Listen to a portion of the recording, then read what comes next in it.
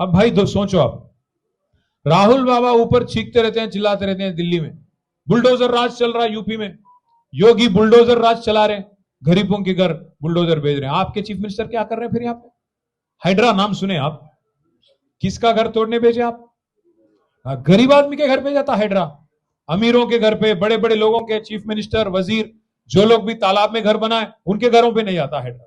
आप देखो, आप बड़े बड़े जो लीडर आए, तिरुपति रेड्डी बोल के चीफ मिनिस्टर का भाई, उसका घर है दुर्गम चेरू के शिकम में, वहां नहीं जाता हाइड्रा। पटनम महेंद्र रेड्डी का घर है तालाब के अंदर हिमायत सागर में, वहां नहीं जाता हाइड्रा। पोंगुलेटी श्रीनिवास रेड्डी वजीर है रेवेन्यू के, उसके घर कभी नहीं जाता हाइड्रा, वो भी उसी का घर वहीं पे है, उस्मान सागर के तालाब के पास। वैसे ही केवीपी रामचंद्र राव, विवेक, ये सब तो छोड़ो, रेवंत रेड्डी साहब का घर कोडंगल में, जो वजीर आला है, उनका घर है कोडंगल में एक तालाब में, रेड्डी कुंटा में, कुंटा माने तालाब, तालाब के अंदर है उनका भी घर, शिकम पट्टे में है। उनके घर कोई हाइड्रा नहीं जाता। कहां जाता? रहमत नगर, बोराबंडा, अमीरपेट, हर जगह जहां गरीब है, सुन्नम चरू, जहां कहीं भी गरीब है, अगर दो चार शेड डाल दिया, वहां जाके तोड़ दो। गरीब के पास अगर कागज भी है, कोई किसी के पास नोटरी होगा, कोई किसी के पास कोर्ट ऑर्डर होगा, कोई नहीं देखना है, निकाल फेंको उसको बाहर। गरीब के पास आवाज नहीं है, दम नहीं है, तो तोड़ दो। मैं भाइयों आपसे एक बात कहना चाहता हूं, यूसुफगुड़े में हो, रहमत नगर में हो, बोराबंडे में हो, या सुमाजीगुड़ा में, वेंगलराव नगर में, जहां कहीं भी, जुबली हिल्स में, गलती से अगर आपने वोट दे दी कांग्रेस को, गलती से, आप दो चीज कबूल कर रहे हैं। पहली बात ये कबूल कर रहे हैं कि आप लाइसेंस दे रहे हैं आप कांग्रेस पार्टी को, भाई आके मेरा घर तोड़ दो, कोई तकलीफ नहीं। आप जो इतने दिन काम करते आए घर तोड़ने का, एक घर भी नहीं बनाए, एक ईंट भी नहीं लगाए 2 साल में हैदराबाद में, कहीं एक ईंट भी नहीं लगाए। इंदिरा मां बोले एक ईंट भी नहीं लगाए, पर कई सारे घर तो तोड़ दिए। इसलिए मैं बोल रहा हूं, अगर आप वोट दिए कांग्रेस को तो बराबर लाइसेंस देने वाली बात है, घर तोड़ दो बोल के।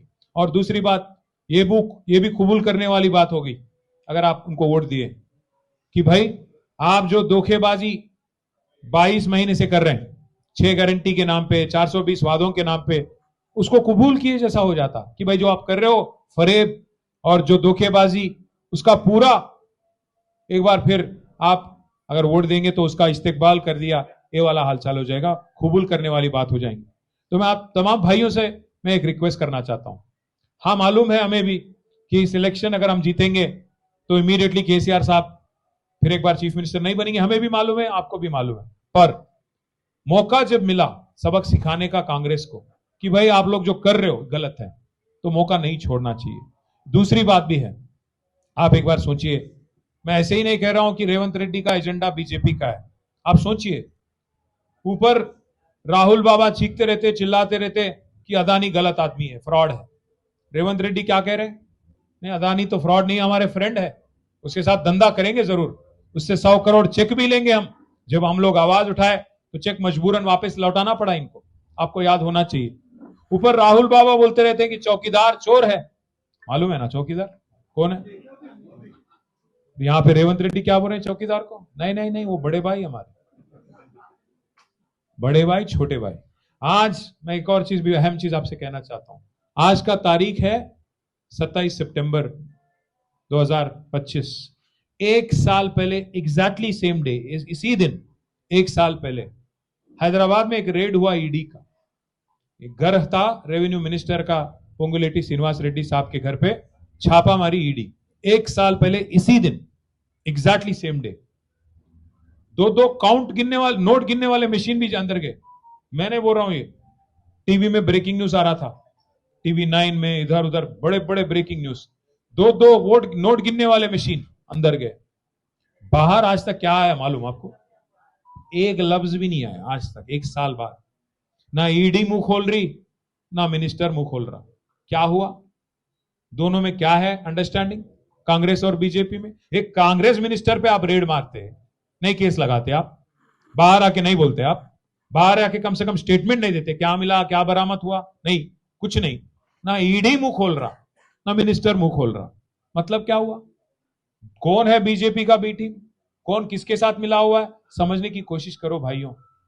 दूसरी बात मैं आपको एक बार याद दिलाना चाहता हूं, रेवंत रेड्डी और राहुल में फर्क यह है, राहुल बाबा ऊपर बोलते रहते ईडी, सीबीआई, आईटी, सारे के सारे बीजेपी के बी टीम है, जेब में है उनके इंस्टीट्यूशन।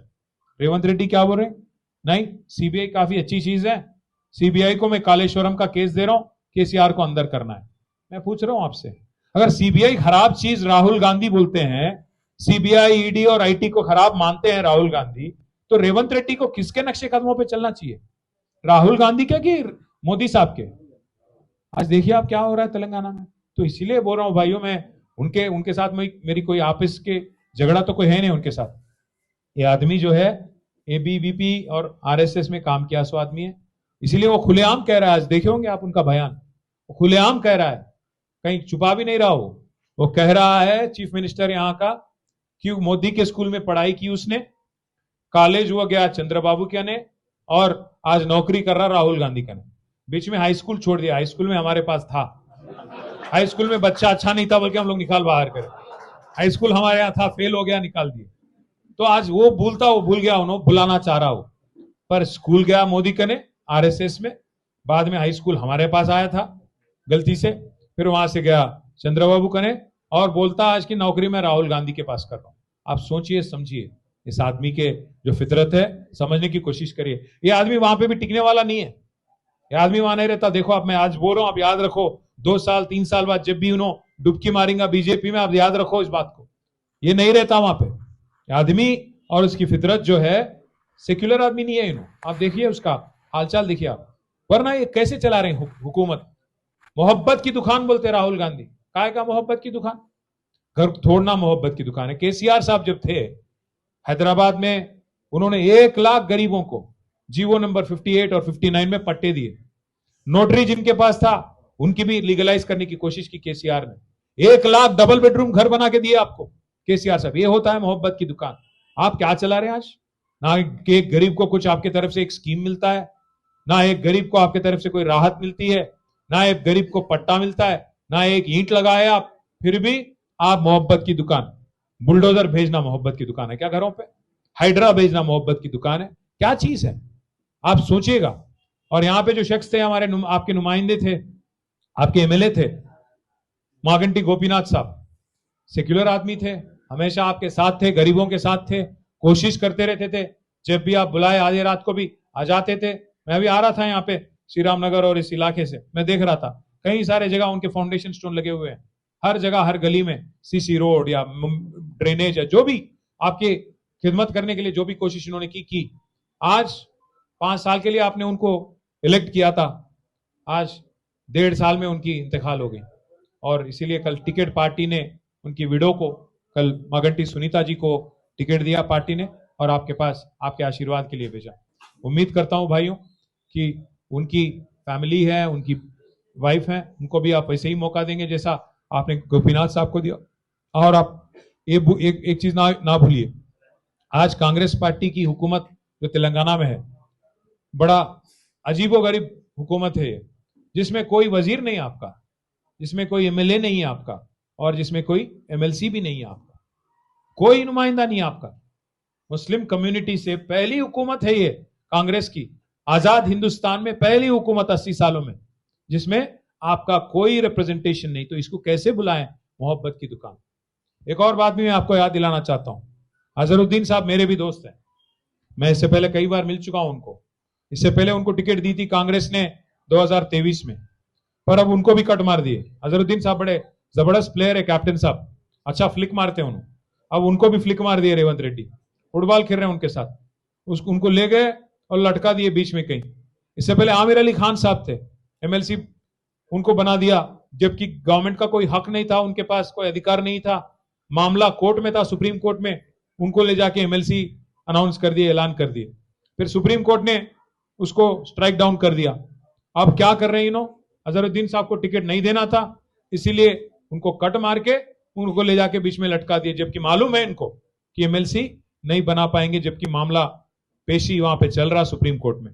तो मैं भाइयों इसीलिए कह रहा हूं, ना आपकी इज्जत देने वाली, ना आपकी नुमाइंदा रखने वाली पार्टी और हुकूमत, और एक ऐसे लीडर जो